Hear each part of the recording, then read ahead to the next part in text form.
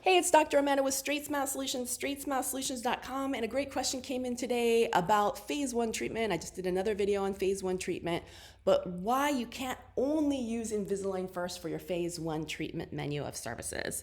And trust me, I love Invisalign first, and as I always tell you guys, I've never worked for Align Technology or Invisalign, never have, never will, never profited, never taken a dime from them. So I have nothing to benefit to talk about them, except for the fact that I think it's a useful tool, and I do think it is the best phase one aligner product out there, but you can't do all phase one cases with that product. Why? Well, I mean, I know they make it seem like you can, but you can't, and every orthodontist will tell you that. So what do they not have? Now, that doesn't mean that they're not going to have it. I take kind of a hobby out of, I think patent law is fascinating, and if I somehow like had $1 zillion right now and I didn't have to do this, what would I, and I could just go learn, I would go to law school and become a patent attorney because I think it's fascinating. I love engineering. I think law is cool, especially in the sciences. Anyways, I love to read patent law and patent proposals. I know, I'm a dork. And especially ones having to do with orthodontics. And I would love to get into the dental side of the industry out there. So if anybody wants help, I'd love to intern. Anyways, I have read a lot of Align Technologies patent applications, and I kind of always have an idea to know what's in their pipeline before it actually shows up. So I'm very happy to see that there's some stuff that, I mean, granted, this is my interpretation of what they're trying to do, so it might be wrong, right? Because it's all written in legalese, but I do see something in the pipeline about expanding arches. And remember, there's a big difference, and you guys get confused. The traditional arch expansion that's built into an aligner is just tipping. It's not, it can be bodily movement too, but it's not skeletal movement. Remember, a palate is two shelves that fuse together as the child gets older, right? But when it's still a child, you can crank that and you can pop it open, and you can actually get the airway benefits and the nasal breathing benefits that you get because the bones are still soft and you're able to interlock those sutures. And then it's like breaking an arm. You're going to distraction osteogenesis. You're going to go ahead and splint it. You're going to hold it for 3 to 6 months while the bone fills in, and boom, bang, you didn't have to tip your teeth in order to widen the arch, and you got the airway benefits. That's why we do skeletal palatal expansion, be it fixed or removable in a kiddo. Now, there are some appliances that do it in adults. A lot of them are tipping. There's some that are surgical. I mean, traditionally, we've always cut the palate into a couple different pieces and then repositioned it and splinted it. Patient goes under, has a jaw surgery.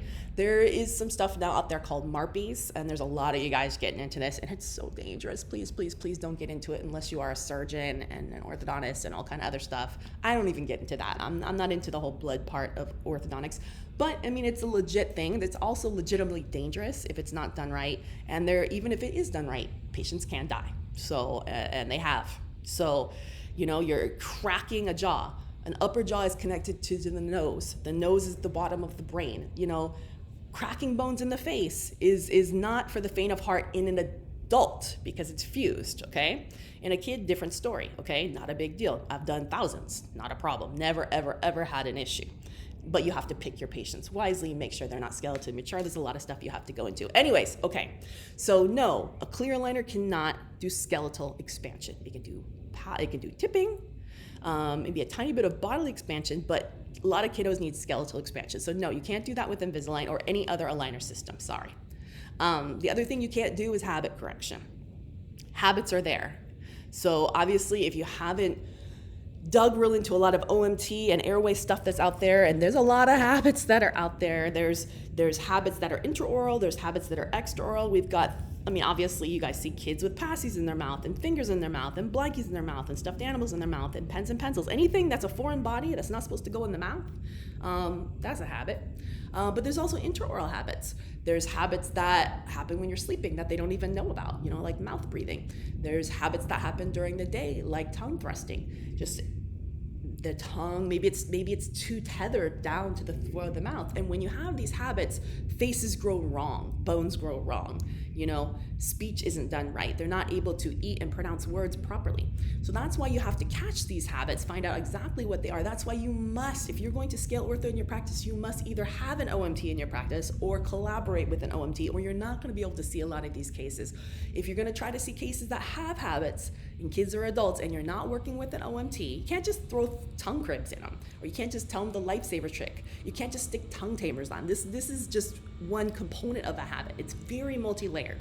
So no, Invisalign does not correct habits, okay? It does not retrain the tongue. It does not teach a child not to mouth breathe or an adult not to mouth breathe. It's not going to correct an open bite properly. For the most part, it's always going to relapse. So you really, really don't want to be taking these open bite cases in adults or kids unless you have fixed the etiology behind the habit. So those are the two main things I would say that I see things in their pipeline that I don't know exactly what they're doing. I'm assuming they're going to put some type of screw in an appliance or make it, it's going to be a game changer. I mean, right now it's not a problem because I can pair Invisalign with other appliances. I can't just do it all with Invisalign. So I'm going to start out with some habit correction appliance, maybe some OMT therapy. It's an additional cost, of course. It's not included in the Invisalign lab fee. Maybe I'm going to do a palate expander or a Schwartz first. There's a lot of things that I can do initially before the Invisalign to prep the patient for 6 to 12 months so that then we can go ahead and do the Invisalign first or do the Invisalign comprehensive and we can get a perfect outcome. But it's not a one-size-fits-all approach, and y'all are fooled if you think you can do everything. And I always crack up. You guys are sending me these cases, and I'm like, no, you can't do this. You got to either work with OMT for a year first. We got to maybe get a tongue release and do OMT. I'm not an OMT. So, I've gone through OMT therapy as an adult. Should have done it as a kid if it existed. Would have changed a lot of things in my life. But it was one of the best things I did last year. And I'm so blessed that I went through the process. I had a tongue surgery. I wish I had done that as a kid as well. Years and years of speech therapy, struggling, it definitely helped my sleep. Like a million times, just blew me away. Cervical chiro, all that stuff. Anyways, all right. Hopefully that was helpful. Thank you so much.